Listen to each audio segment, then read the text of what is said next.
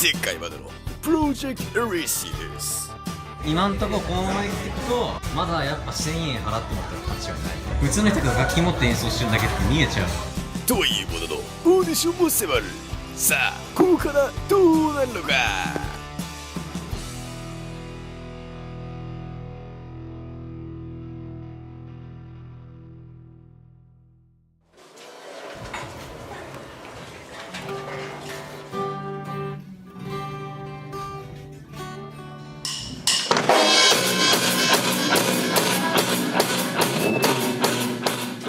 音はもうちょっと音のバランスとかを気にしてですね。明日に向けて一言。明日はまあ動きとかも見られると思うんで、そのステージ上のパフォーマンスを意識したいなと思います。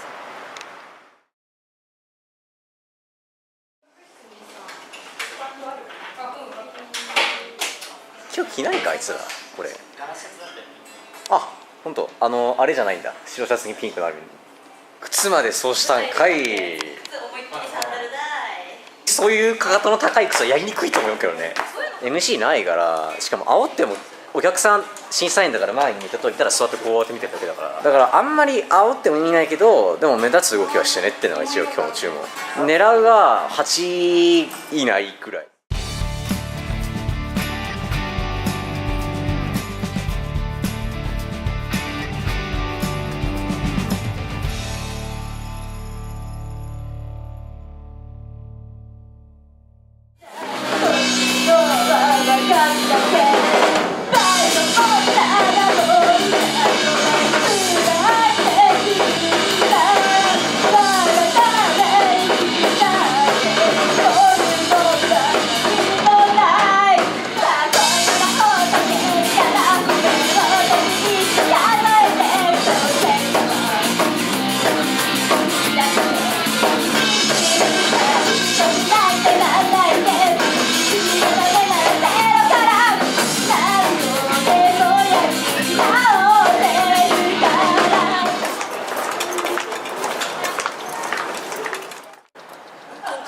したけどめちゃくちゃ楽しめたんでよかったです、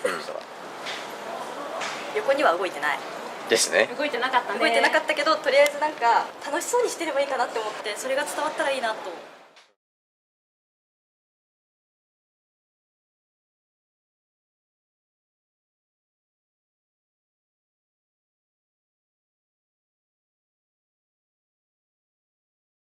まだまだということですよね。緊張した空間の中でももうちょっとこう盛り上げることができたらよかったかなと思います。そんなもんかなと思ってる。